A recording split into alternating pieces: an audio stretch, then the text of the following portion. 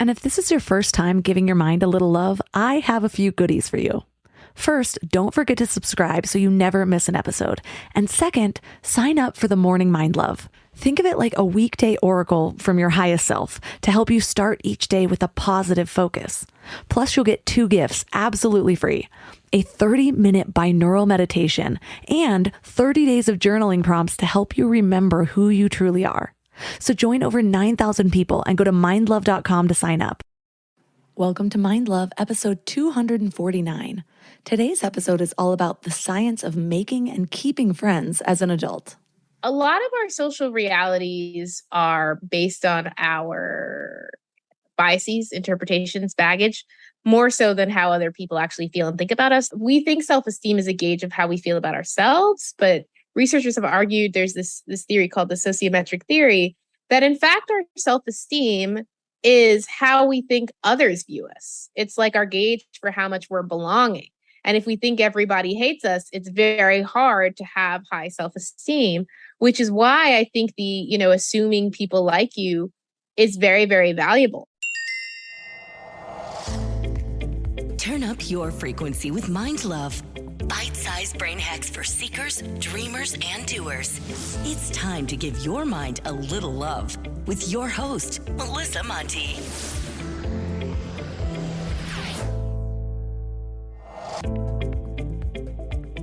If this is your first time giving your mind a little love, don't forget to hit the subscribe button. Mind love is a habit, and the more you give your mind that love and intention, the better you'll feel about yourself and your life. Plus, it's really a win-win because more subscribers means Mind Love attracts even more amazing guests to bring you their wisdom. So don't forget to subscribe. Today, I'd like to share a review from Lightworker Dreams, who says, "Worth my time. What a great podcast with some very special guests who actually provide action steps too. Melissa really makes the conversations fun and enlightening." See guys, short and sweet reviews are absolutely amazing too. Thank you so much for leaving this review. Like I said, all of them totally make my day. Why is it so hard making friends as an adult? Or at least making really good friends? I feel like meeting people is pretty easy. I've moved around a lot, so I've gotten used to putting myself out there, just posting on local Facebook groups, explicitly asking for friends. So for me, that part's not a huge problem. What's harder is getting past the surface level phase. Like, hey, what part of town are you in? What do you do? What about your partner? Got kids? Sometimes I do miss my 20s, where I'd just go to a party and instantly click with some girl, and we'd end up hiding out in the bathroom all night, doing lines of coke off the tub, and by the next day, we were inseparable. Oh, the good old days. No, I would not trade any of that for the life I have now, even for the Insta besties. It took me way too long to realize, but most of those friendships ended up being a chemical bond anyways, and when the drugs ran out, so did the love. But as toxic as the lifestyle was, I feel like if I can find a teeny tiny takeaway, it would be the vulnerability aspect. Those synthetic heart openers I was addicted to really make it impossible to keep your walls up. Maybe a small part of me expects that feeling is still possible without the drugs, and that's why so many encounters feel a little lackluster. For quite a long time, I felt like I set a bar that's impossible to reach without the drugs. And maybe the reality is I'm just never going to feel that overwhelming love for a platonic friend again. But lately, my thoughts on that are changing. I feel like I've crossed a threshold with new friendships. I think part of it is that I'm settling into the new me more comfortably. You know, the version of me that's a mom who doesn't drink and goes to bed early so she can wake up at the crack of dawn. I left the pity party, stopped emotionally clinging to the toxic binders that solidified friendships, and I started to reinvent my friendships and even my expectations for them. I also started showing up as a much better friend, prioritizing connections and hangouts because my lifestyle no longer necessitates meeting new people. All of this started with knowing myself better, knowing who I am, the value that I bring to a relationship, and what I'm actually looking for in those relationships. But even that only gets you so far. For us grown-ass adults, the rest takes work, initiative, an open heart, and some people skills. And yes, it can seem daunting and a little bit scary, especially if you haven't done it before. But the good news is there are specific research-based ways to improve the number and quality of your connections using the insights of attachment theory and all of the latest scientific research on friendships. So today we're going to talk about a clear and actionable blueprint for forging strong, lasting connections with other people and for becoming our happiest and most fulfilled selves in the process. So our guest for today is Marisa Franco. She's a psychologist and national speaker. She's a professor at the University of Maryland and author of Platonic: How the Science of Attachment Can Help You Make and Keep Friends. So 3 key things we will learn are the biggest mindset shift that you can take on when meeting new people, how to deal with conflict in friendships and how to decide which ones are even worth the effort, and how to optimize your socializing efforts and keep the friends that you meet. You know what I'm tired of? Spending mental energy deciding what to eat. It's not just the cooking or the shopping either. It's the constant decisions. What sounds good? What do I have ingredients for? Is this healthy enough? Do I have time to make this? But I've learned that shopping, planning, and cooking food really can be simple and stress-free, which is why I love Hungry Root. Hungry Root takes the stress out of mealtime by filling your cart with personalized picks and planning your week of meals, getting smarter with every order. With over 15,000 recipes to choose from each week, many ready in just 15 minutes or less, it fits into actual life. And their smart cart technology learns what I actually like and recommends groceries, recipes, and supplements tailored to my tastes. It's kind of like having a personal shopper who actually knows me. No more random ingredients that I'll never use. And they screen out over 200 additives and only source high-quality ingredients. The decision fatigue I used to have around food is just gone, and that energy goes to things that actually matter now. So take advantage of this exclusive offer. For a limited time, get 40% off your first box, plus get a free item in every box for life. Go to hungryroot.com/mindlove and use code MINDLOVE. That's hungryroot.com/mindlove, code MINDLOVE, to get 40% off your first box and a free item of your choice for life. hungryroot.com/mindlove, code MINDLOVE.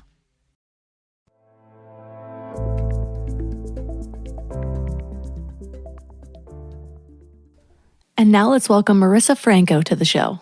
Thank you so much for having me, Melissa. So what's your story? What inspired you to dedicate an entire book to the art of making friends? Yeah, so I didn't always value friendship. It's kind of because I hope people don't go through what I did, which is, in my young 20s, I was in these romantic relationships that weren't working out and I felt really bad. So I decided to start this wellness group with my friends where each week we would practice wellness, cook, meditate, do yoga. And I just kind of realized, wow, the most healing part of this is just being in community with people I love every week. And I think that part of the reason I felt so bad when I went through these breakups is because I felt romantic love was the only love that mattered, the only love that made me worthy. But I looked around at all my friends and I was like, this love matters too. Like, this is a legitimate form of love. And it's like I had been walking around thinking I was walking on concrete sidewalks and they were gold, right? And I just had to notice that and had to realize that. And after that, I just really began questioning the hierarchy our society places on love and seeing the ways that I felt that it was harmful for people both in and outside of traditional spousal relationships, and really wanting a book that would level this hierarchy. And so that's what I hoped for from Platonic. I had a recent experience too. When you say you haven't always valued friendships, that rang so true to me, but it wasn't on purpose. And I don't think I realized I was doing it at the time. But for me, yeah, it was like the goal was always like a romantic relationship. Friendships kind of fell between that. I always had a lot of people around. And it wasn't until I started feeling like I didn't have those close friendships. And it was when I was in the middle of adulthood, or I guess it's not even in the middle now if you consider how long we live, but it was like in my later 20s where friendships stopped happening so organically.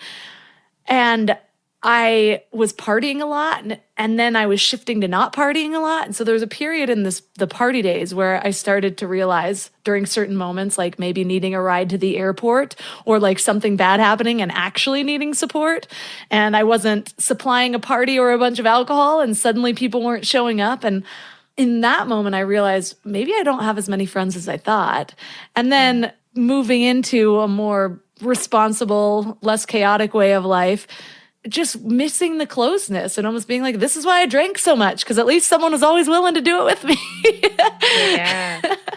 And so I'm wondering, though, what is it about adulthood that is so difficult to make friends? That's a great question, Melissa. So when we are kids, we have a certain type of infrastructure. Sociologist Rebecca Adams says that it is this continuous, unplanned interaction like you get through school and shared vulnerability that makes friendships happen organically. So gym class, recess, lunch, right? We are letting our guard down.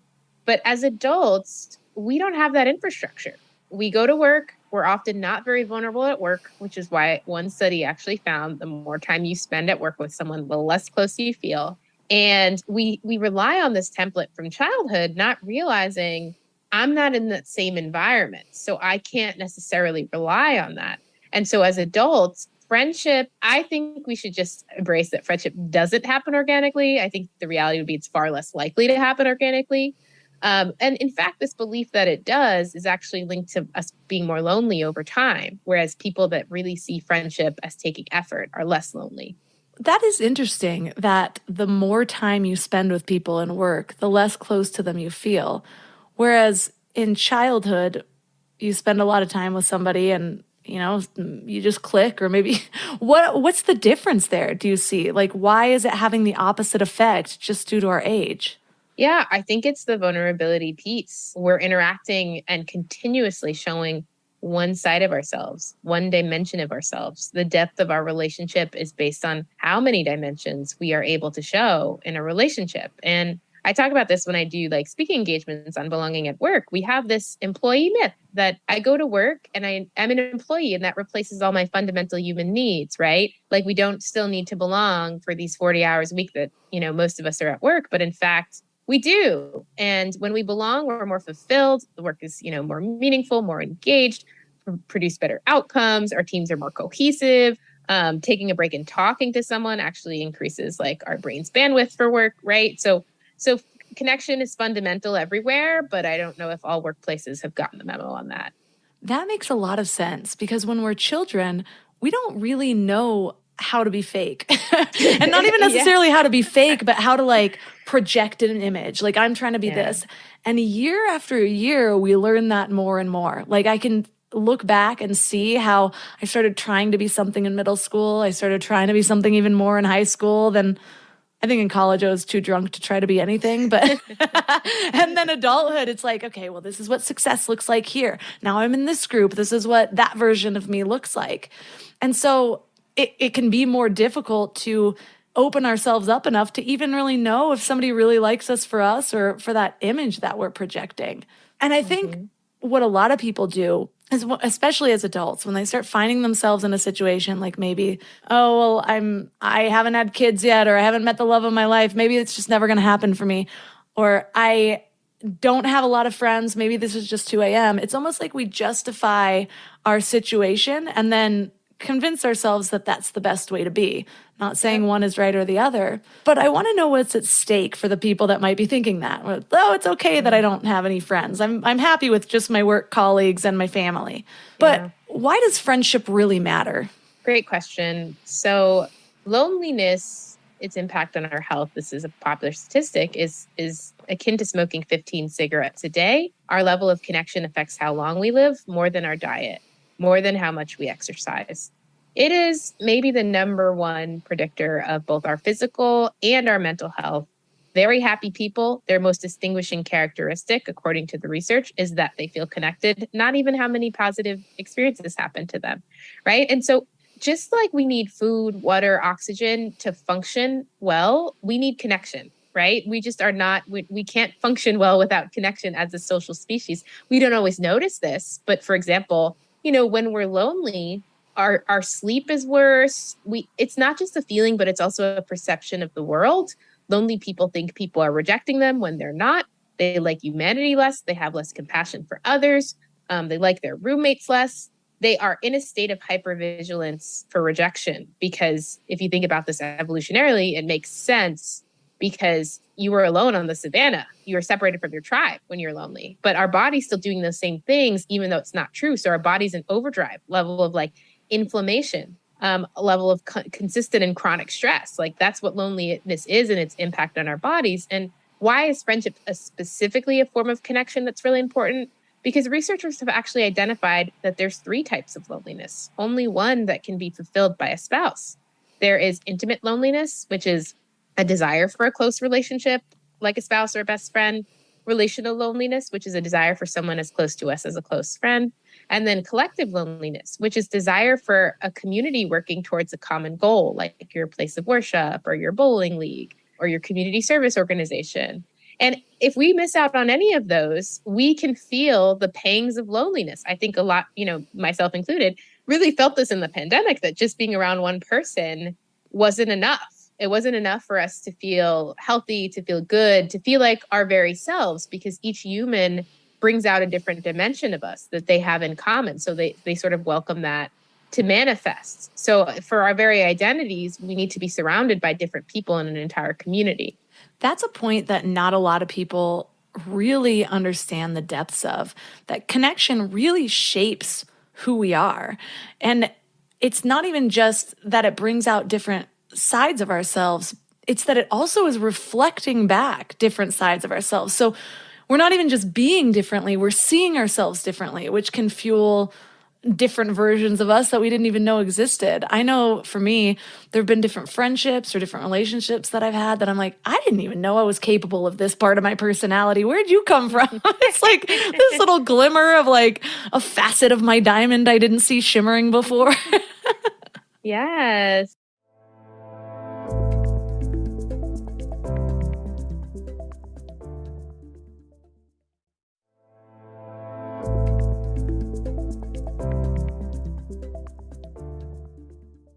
Yeah, and you're so right. There's just such an intimacy between our relationships and our sense of self. It's very hard to have a sense of self when we are in isolation. Now, I think spending time alone is important for self-reflection, but when it gets to a state of loneliness, when you don't have those connections, what happens is too the chronic stress state of loneliness, like any trauma, not that I'd say loneliness is a trauma per se, it can sort of replace your personality, right? That stress state is very strong. And so how you might usually think and feel, like for me, how I define authenticity in the book is who you are when you feel safe, who you are when you're not hijacked by defense mechanisms. And if you're not connected, you're not feeling safe. So it's hard to understand, who am I really? How do I really show up in the world? You kind of touched on it a little earlier when you talked about how people that don't have a lot of friends have this hypervigilance around rejection. But I'm wondering if you can go deeper in the idea that you bring up in your book about how our mental health issues are fueled by kinks and how we relate to others. Yeah. So in the book, I argue that our personalities are reflections of our connections or disconnection, like so many traits, like, whether we are friendly, warm, open, agreeable, combative, aggressive, right? These are all predicted by our past experiences of connection. The thing that happens is that when we go through difficult connection experiences, what we incorporate into our bodies and our personalities is these strategies, so that if this threat to connection comes up again, I'm going to be more prepared for it, right? So for example, if you grew up in a household where nobody attended to your emotions and you had to handle everything on your own, now you go into new relationships thinking, I'm not going to be vulnerable. I'm always going to be self-sufficient. That kind of becomes part of your personality. But these protective strategies that we embrace, and this is people with insecure attachment style that we can talk about that later. These people that have these disconnection experiences develop these strategies that become part of their personalities, and the goal is it's adaptive for their original circumstance, but it's no longer adaptive to never be vulnerable. It's no longer adaptive to, cling so closely to people that it's hard for them to have agency in a relationship with you. It's no longer adaptive to never bring up conflict, but your body hasn't necessarily noticed that. And what happens is these connection issues from the past affect your ability to connect in the future. And anything that disconnects us harms our mental health and well-being, because our level of connection is sort of it's the closest neighbor to our mental health and well-being. So a lot of our attachment styles comes from basically our past experience, especially within childhood, because it's just so deeply ingrained. It kind of becomes a subconscious part of who we are. But how do we get clear on what our personal attachment styles are? Because I know sometimes it's like you can't read the label when you're inside the bottle, or you don't necessarily see how you're doing. You can clearly look at your friend Michelle and be like, oh yeah, you're anxious avoidant. But like when you're like, oh, but me, I don't know, I'm just a normal girl over here. So how do we really see that for what it is? Yeah. So there's a certain set of characteristics that we see in each. Anxiously attached people form really close friendships really quickly, overshare because, they fear abandonment. That's a way of testing people to see if they'll stick around. Don't bring up conflict because they're afraid people will abandon them. Tend to have more volatile, more fragile friendships, are overly self-sacrificing, like do whatever their friend wants without thinking about what their needs are in friendships. And they take things really personally. They often misfire and assume they're being rejected, even when things are ambiguous, like a friend hasn't answered them or a friend was in a bad mood when they hung out. And so that's anxious attachment. Avoidant attachment, they're not vulnerable in their friendships. They don't invest much in their friendships. They're the friends that are sort of one-sided. You travel and you move and you hope to keep in touch with them, and they don't really make any effort. They seem to enjoy connection less. They're more likely to ghost on you. They're very threatened when someone tries to get them to open up, or if someone's vulnerable with them, they think it's because they have some underlying agenda to it. They don't trust when other people love them and value them. They think people are doing it for some other reason. Securely attached people, they assume people like them. They are comfortable with intimacy. They have probably long-standing close friendships that they've kept for a long time. They're comfortable addressing conflict in friendships without attacking other people. Yeah, they're just more likely to keep and maintain and initiate new friendships. I call them like super friends. They're the friends that make us feel more comfortable, more safe. They're kind of healing as friends. I definitely have some anxious in there. I believe now I'm more secure. I've done a lot of work on it, but man, for the longest time, I would go to a party, have a great time, make all these like possibly new friends or connections, and then leave. And then all of a sudden start second guessing everything I did. Or if somebody takes too long to call me back, I would start making up a story in my head and like replaying everything that I did. And then all of a sudden, like, oh, it was that tone I used right there. They were offended. It was just a joke. Oh my God. And it's so exhausting. Like it is, exhausting. It's actually even more than exhausting. It's depressing in a lot of ways because it takes a real toll on you when you don't trust the connections that you made, because you're not trusting any of the work that you've put in. You're not valuing yourself as a person. You're basically creating a reality outside of the reality that exists, which is only putting you on a further level from the person that you're trying to connect with, because they're living in a whole different reality than you just created in your mind. Yep. So once we identify what style that we are, how do we go about mending that or making possible changes so that we're not just sort of sealing in our own fate in this one attachment style? Yeah. So that is a great point, because I do want to mention, sometimes I talk about attachment styles and people are like, well, good for those people with healthy parents. Good for those people with healthy childhoods. Where does that leave me, right? That attachment style is certainly changeable. That some research finds your attachment style is more likely to change than it is to stay the same. Even knowing about attachment styles can help change your attachment style. So we're not here to say you're doomed. I think we're here to say, actually, knowing this is very empowering, because if you don't know it, you assume that your issues are just because of the world, and that the world is cruel, or that no one can be trusted, or that everybody's going to abandon you. And if everything's in the world, then you can't change it and you are doomed. But if there's behaviors you can engage in that will improve your relationships, you're not doomed and there's hope. And so that's what I hope to be the takeaway when I talk about attachment theory. And the whole book is really about all the research on how we can become more secure in our friendships. I'll share one of my most well-received tips. There's this study where they exposed kids to these vignettes where basically a friend in a cafeteria drops some milk on you.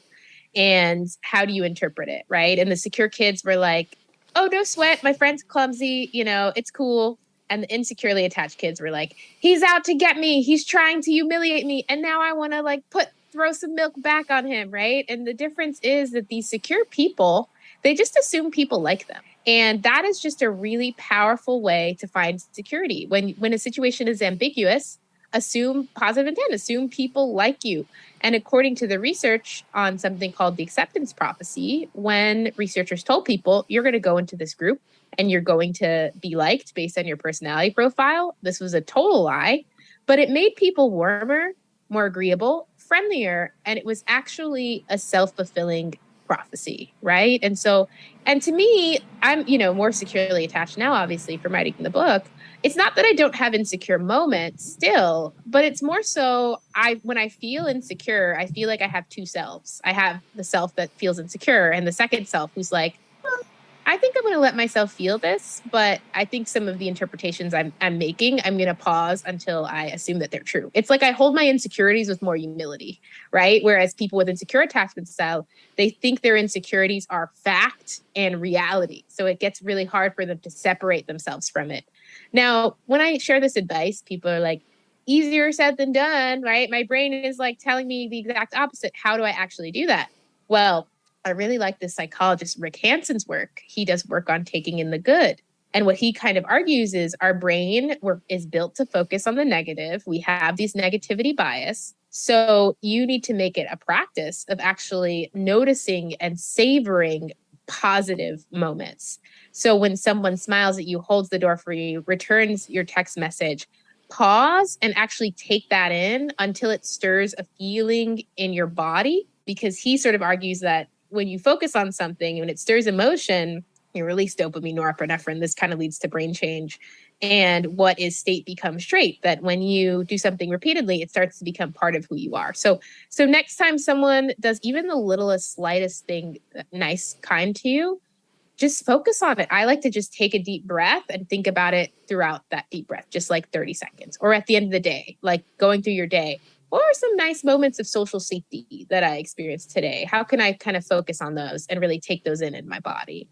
That's a great tip, because I think we forget that all of our habits work the same as building a muscle, and that includes our habits of thought.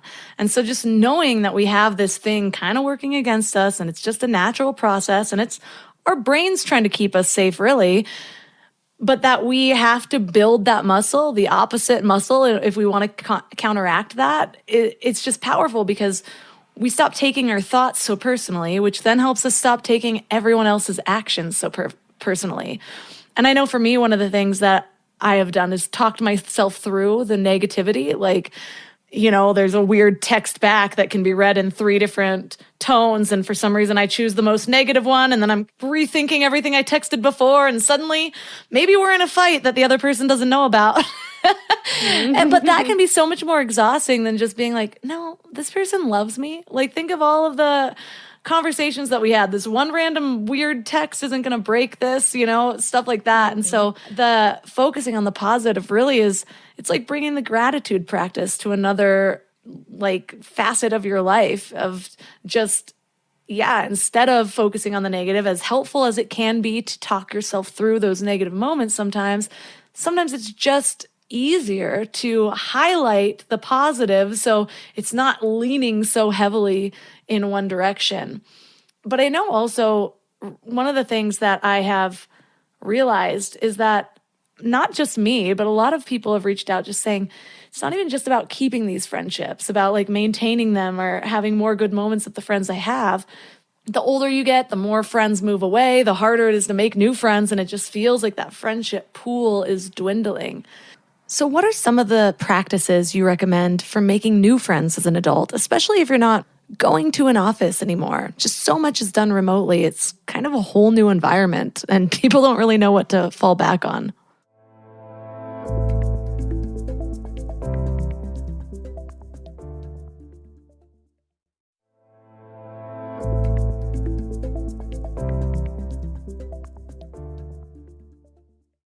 So what are some of the practices you recommend for making new friends as an adult, especially if you're not going to an office anymore? Yeah. Well, first of all, I think reconnection can be a really great tool for friendship because the friend is vetted. And most of our friendships end not because of any big fight, according to the research, but just because they kind of fizzled out. And there's a study that actually found that when we send that reconnection text, people appreciate it more than we predict, right? The negativity bias. So I think that's a great idea to start there. Also really helpful for introverts. Like, is there someone in your life who you were texting a year ago? You could just flip through your contacts who you would have liked to stay connected with, right? But what else do you do? Let's say that there isn't anyone in your life you want to reconnect with. So you have to find new community. Sign up for something that is repeated over time rather than a one-off, like a hiking group, right? Or a language class rather than a language workshop, or, a class rather than a day-long workshop, anything that you're interested in doing as a hobby, do it in community with other people. And the reason being that you're creating continuous unplanned interaction and shared vulnerability, but also that you capitalize on something called the mere exposure effect, which is our tendency to like people the more familiar they are. So this is completely unconscious. Researchers planted this woman in psychology lectures, big lectures. No one remembered the woman. They report liking the woman who showed up for the most lectures 20% more than the woman that showed up for the least. Other implications of mere exposure effect, when you first meet people, it's weird because your brain is telling you, we don't know them, we don't trust them yet, right? If we become more comfortable, we like people more, they like us more over time. That means when we first meet, we're weary and we don't like each other as much as we eventually will when we become familiar to each other. My issue in college, I'd show up once. Nobody talked to me. I didn't have fun, right? And I would never show up again, not knowing you have to commit to really get to build those relationships. My other problem in college was I would just wait for everybody to approach me. And to make friends, you not only have to overcome overt avoidance, which is our tendency to not show up to things because we're scared, but also covert avoidance. Covert avoidance is you show up physically, but you check out mentally. You're on your phone, you're watching the TV, you're talking to the one person you already know.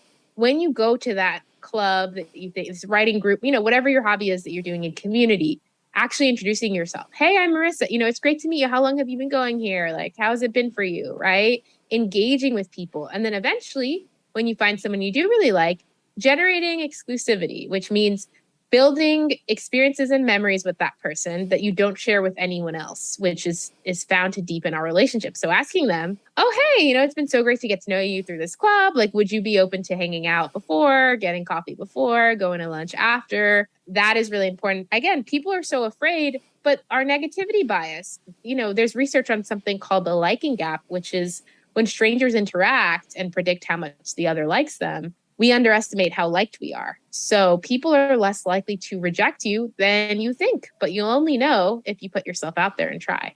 I love the tip of finding something that's recurring, because I can't tell you how many times when I lived in LA, I was like, well, I just have to go to all these things. And I'm really good at taking initiative. I've moved so many times. Like, I will find a local Facebook group and then reach out to people. I'll just put a post up. I need friends. This is what I like.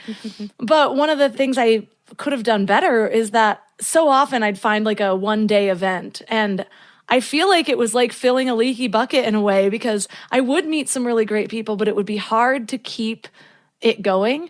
Even if I'd be like, yeah, let's exchange numbers, let's get together. It was like, we're both busy or whatever it was. And so that person has to make a whole new commitment versus the one that they're already making around something that they like, around a common activity. And so you're just kind of guaranteed to meet them, and it takes the pressure off of you as the individual to be like, well, they didn't want to get coffee. So then you're questioning, maybe they didn't like me. Maybe I'm not, maybe I was too much right there. And versus just kind of showing up, being you. And maybe you can be the person that does that, let's hang out earlier before for coffee or after. Maybe you're the type that does that immediately, but maybe it takes you a few times of showing up somewhere and then you're able to do that. So I think that's a really great tip. One thing that I have always struggled with is I'm still expecting that spark with friendships in a certain way.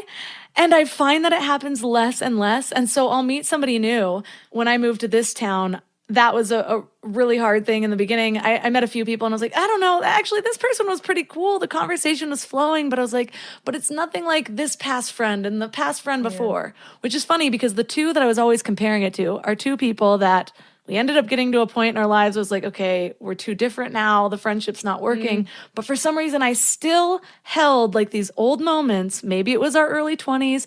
Maybe it was the fact that we did MDMA together so often. Of course, I had this feeling. But like, what is that? Is that something that we should be looking for? Is that kind of something that fades with age? Is it rare? Like, what are your thoughts on the spark? Both and in that, there was a study that found that when people first met, they were able to at least slightly predict who they'd be friends with weeks later, right? So if there's someone you do meet and you're like, oh, I think they're really cool, I always try to go for those because I think they are rare. So, if I think, specifically for me, I really like intellectual chemistry with people where, wow, we're really sharing these new ideas and pushing each other in how we're thinking. So if I meet someone that I have an intellectual chemistry with, I'll be like, oh, I'd love to hang out. Could we exchange contact information?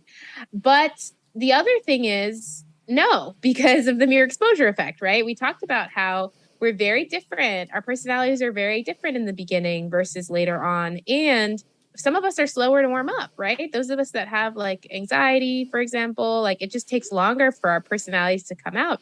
So I would say if you find the spark, act on it. But if you don't assume that you won't build a relationship with time.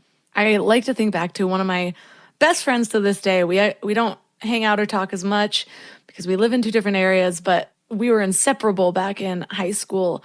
And when I think about her personality, she is one of those like takes a little bit of time to really open up. She's a little bit more shy.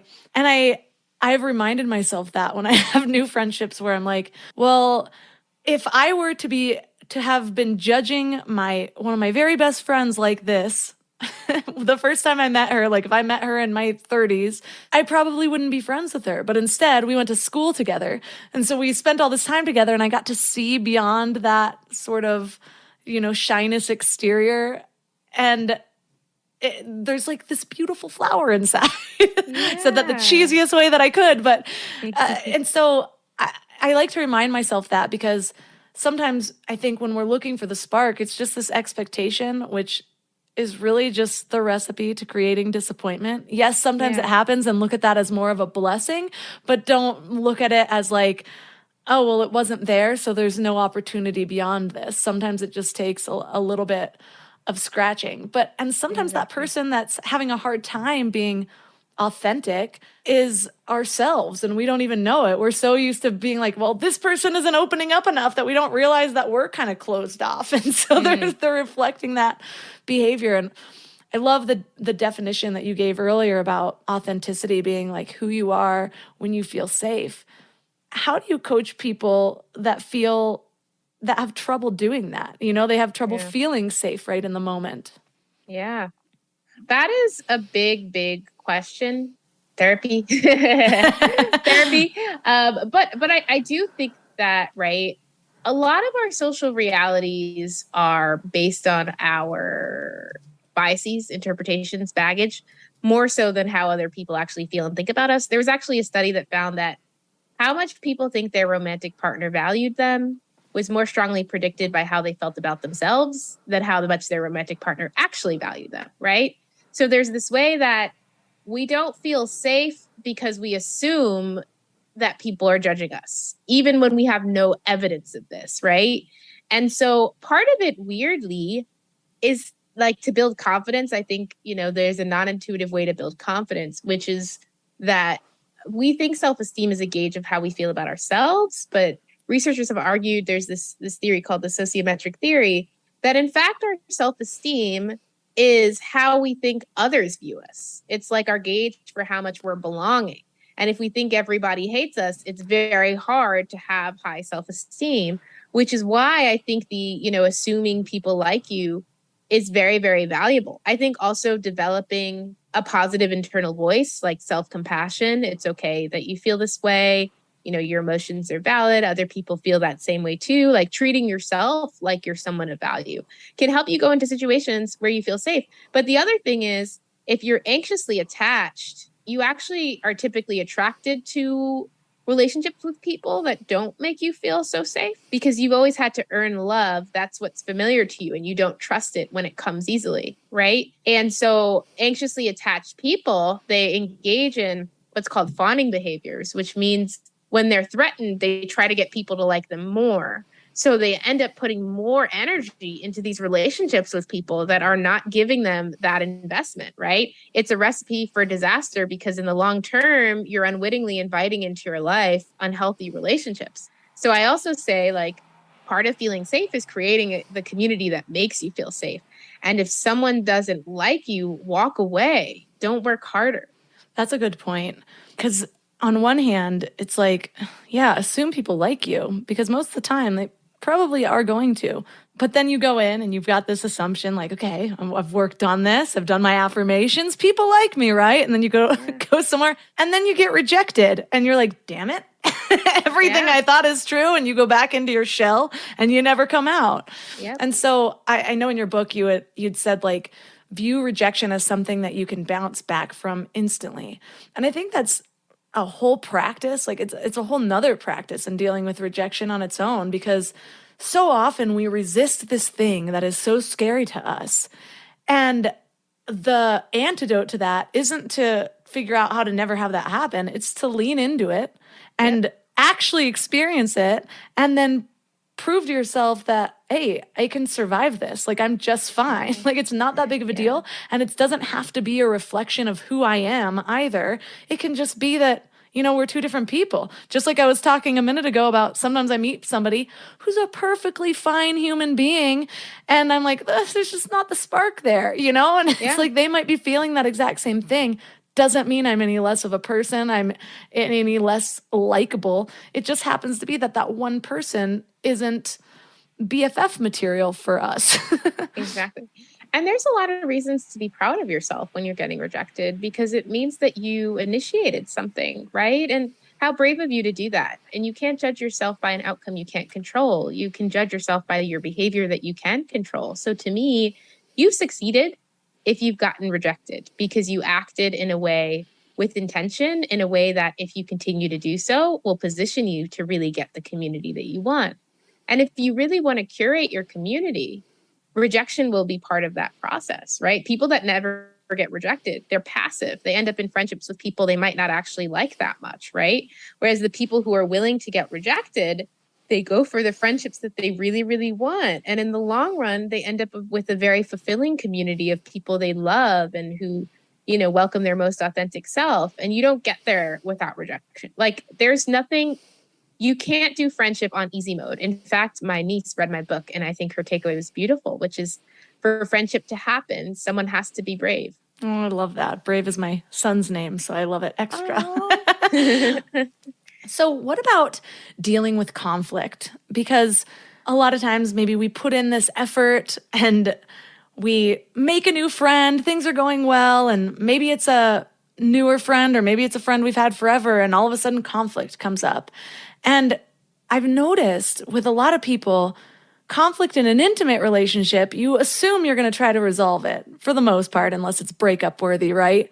You're mad at the person, you don't talk to them for a day, and then you meet them back home and everything's fine. Versus a friendship, for a lot of people, feels a little bit more like it's one step out, or like, okay, well, it's now teetering and it could fall off at any time. So how do you, first of all, decide is this friendship worth the conflict? And if you do decide, what do you do to kind of move through it in a way that doesn't damage it in the future?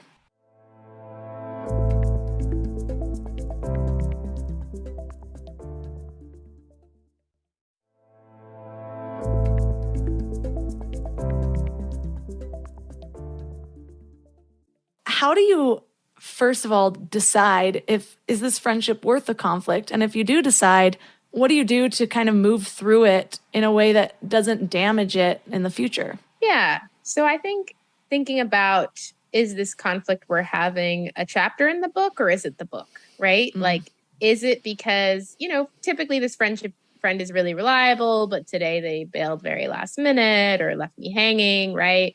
It's worth it if it's just a chapter. If you know that they love you and want the best for you, but an issue has come up, versus I don't actually know that they love me and want the best for me, because this conflict is a manifestation of a long running friendship where I have not felt valued. So I think that's how you decide whether to end it or make up. And when you want to have the conflict, this was my biggest growth edge in friendship. I was not having conflict, thinking, well, I'm being a good friend by trying to get over it because I didn't understand what conflict was. I thought it was, yelling, screaming, Monopoly games toppled. That's, very anxiously attached way of viewing it. And then I read this study that open empathic conflict is linked to deeper intimacy, that these people that address things passive aggressively, they actually raise other people's blood pressure. And I realized, I'm actually harming my friendships when I do this. And I read the work of Virginia Goldner, who's a psychoanalyst who differentiates between flaccid safety,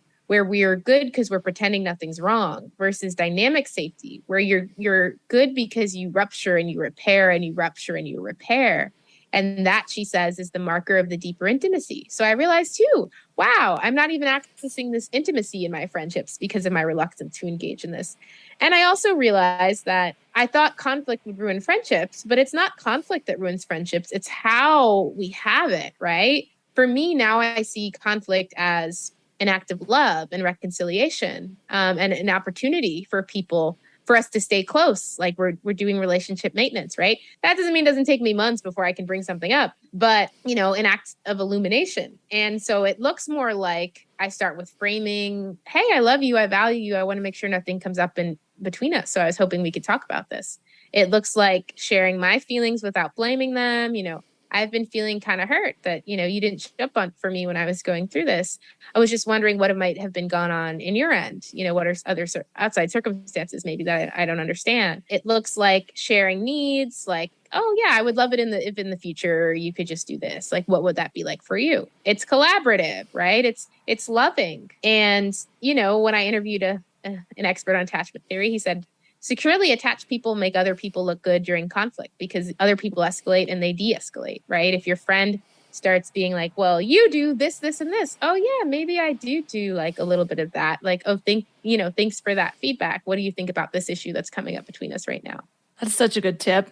I honestly needed this little section of this interview. I, over the last, I'd say 5 years or so, I've just done so much self-work and even through this podcast, talking to people. And there was a period a couple years ago where a few of my really close friendships fell away. And at the time, I was like, oh, yes, this is definitely necessary. And then the more growth I've done, the easier it is for me to kind of look back and almost regret in a way, because I now have so many more tools to have dealt with that particular conflict that I'm like, I wish I would have said this. And just the other day I was meditating, and for some reason this one old friendship popped up, and I had the perfect little monologue of what I should have said that might have saved that friendship. But what I was failing to note is that I was completely right back then when, if I look back at the whole friendship, there were patterns that just kept coming up. And as much as I de-escalated it, it was always there. And so I feel like that's the one sort of caveat of self-growth, is that sometimes we get so much better that we judge ourselves against the people that we used to be. But trusting that, that happened for a reason, and you can still, without going back and trying to bring back this thing that's already gone, you can still make an effort or mend whatever it is that's bothering you on your end. And so what I did is I ended up sending a message to this person who I haven't spoken to in years. And I was just like, I was just reflecting back on what happened, and I should have done this, and I should have been this way. And I'm sorry that I didn't have that awareness at the time. Sending you lots of love in your life. And I think we both realize that we're not meant to be friends at this time. We're just in such different areas. But this conversation just keeps bringing that up about exactly how that went down. But I think also that situation has made me value the friendships that I do have now so much more. And I want to show up in a way that really be the friend that I want to have. And you have such great tips around generosity and giving affection to our friendships. What are some of the tips that you have found are received the best, or that are the most effective? Yeah.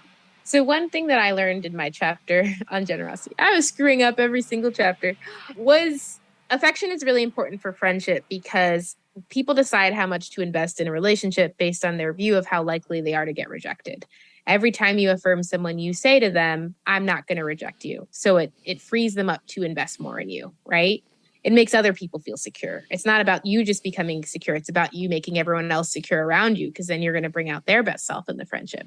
What I didn't realize was that this is also an anxiously attached way to go about affection. I was trying to compliment a friend. She would always reject it. I thought it was her problem. I even gave her a disclaimer. Don't reject this compliment, and then would share a compliment with her. But what I realized while writing the book, I interviewed Corey Floyd, who studies affection, and he said, affection is, I feel warmly towards you, I express it, and you receive it. If the other person does not receive it, it is not affection. You have to adjust the way that you express your affection because it's two people at each end of it, right?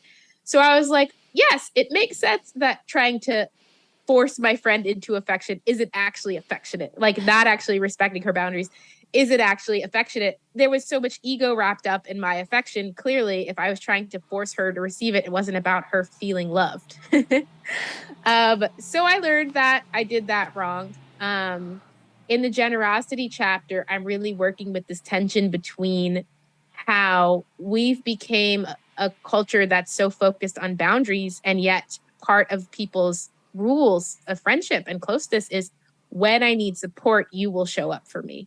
So what happens when we want to set a boundary, but our friend is at a place where they really need support? So I bring a lot of complexities to the conversations on boundaries, that we can set what's called like communal or mutual boundaries, which means my boundaries are more fluid depending on how close we are and depending on what your needs are. I consider both of our needs at the same time to decide how to set the boundary. If you call me at 10:30 to ask me to discuss the latest episode of Lost, I say I'm too tired. I set that boundary. If you call me at 10:30 to tell me your kid has been harming themselves, that's not a boundary I'm going to set in that moment. Because if I take a step back and I think about both of our needs, yours are more urgent in that moment. And so I'm willing to be inconvenienced sometimes for the purposes of connection, right? And I'm also willing to inconvenience others when my needs are more urgent. Oh, I love that first thing you said about, it's really about love languages within friendships. It's like, is this how you feel loved, or is this how I feel loved? Because if I'm pushing my way of feeling loved on you, then it's not about you, it's about me, and this should be about us. So Yep. That's awesome. And then also the self-awareness on the boundaries is great too, because boundaries is, I was going to say it's like this focus lately, but maybe it's just my focus lately because I didn't have them for so long. And so I know a lot of women, or people in general, didn't have boundaries for so long. And once you discover your boundaries, oh my gosh, it's like freedom. And if you're anything like me, you can get stuck in those a little bit too rigidly, because you're like, nope, it took me 35 years to develop this boundary. I'm not letting it go. And then you kind of lose sight of the fact that, wait, this person really needs me. Like, what if I called somebody at 1 a.m. crying and they're just like, my boundary is 11. It's just like so rude. So thank you so much for the all of the tips that you put into this book. I feel like we're just getting lonelier, we have more ways to connect, but we're missing out on so much of that like empathetic, in-person connection. And then we get used to typing everything via text. And you're like, well, it's hard to show my emotion in person because there's no emoji right here. And so I really do think we need to be retrained on our interpersonal skills sometimes. And so for listeners who want to learn more about this topic and connect with you, where's the best place they can connect online?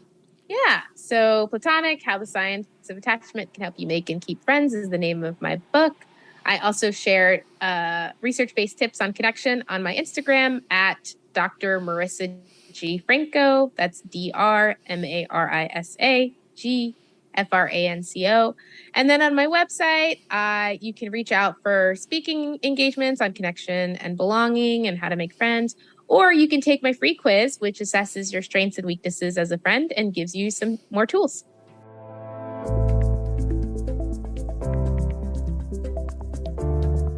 All the links for this episode will be at mindlove.com/249. I'm going to give you 3 options for challenges this week. But you can always go for all 3. That's what I'm going to do. The first one is to reconnect with an old friend. Reach out to someone you haven't spoken to in a while. start a conversation. Try to meet up for a coffee. If they live far away, just, like I said, start a conversation. You can give a little bit of that affection that we talked about, or tell that person that you actually value their friendship, which might be a really great starting point to getting the ball rolling. Your second option is to sign up for something that's recurring. This one might be a little bit more difficult depending on what's available in your area, but I live in a really small town and I can tell you there's a few things that I can do. I actually already did this one, so I'm just going to check off that box. But I found a little class for toddlers. And yes, it's for my baby, but I know there's going to be a bunch of moms with toddlers there. So it's kind of the perfect place to meet people that are in a similar stage of life that I am. And it goes for 12 weeks. So I hope by week 11, I formed some sort of bond with someone. And then the last option is to give some affection or generosity to the friendships that you have right now. We gave a lot of great ideas within the episode, but a few more that we didn't really touch on is you can bake something for them. You can send a card to someone. You can teach a friend a skill. You can offer to connect them with someone that can help them. You can help them reach a goal. You can spend more time with them, set a coffee date, buy them a gift, cook for them. I have been cooking for my friends. Once a month, I've decided to do a little dinner with 6 people. Sometimes they rotate out. A couple of them are the same every single time. They have kids, so the kids all play in our little play zone. And the very first time I did this, I know I mentioned this in a previous episode, but I was so stressed out. I'm like, why did I agree to do this? I was just living my life just fine without having to buy a bunch of food and clean my house and have people over in my space. But by the end of it, I was like, Melissa, remember this feeling. This was so worth it. I don't care what it costs. I don't care how much I had to clean, whatever. This is why I'm doing what I do. This is why I want money, is so I can build my life around my happiness, which revolves around connection. So let me know what you come up with. Let's give each other some ideas. Reach out to me on Instagram at mindlovemelissa. If you'd like to support the show, the best way to do that is by joining Mind Love Premium at mindlove.com/premium. You get early release and an ad-free listening experience. You get a whole backlog of over 50 episodes that are only available for premium members, and you get bonuses like meditations. Another idea is to leave a 5-star review on Apple Podcasts or on Spotify. I absolutely love these. They light me up. They change my entire day, week, whatever. It kind of comes back to that giving affection. It's really easy to be over here just broadcasting and being like, why am I doing this? I'm stressed out, blah, blah, blah. Depending on my mood, because so much about podcasting lights me up. But it is just a whole other aspect of life, seeing how it's impacting some of you guys. So if you've already left a review, know that you are in my list of one of my favorite people. And if you haven't and thought about it, maybe consider it one more time because I freaking love it. And then the other option is to support one of my amazing sponsors, and you can find them all at mindlove.com/sponsors. And that's all for today. So thanks for giving your mind a little love today, and I'll see you next time. Thanks for tuning into Your Higher Frequency with Mind Love. Head to mindlove.com for a free gift to keep your vibes up until next week.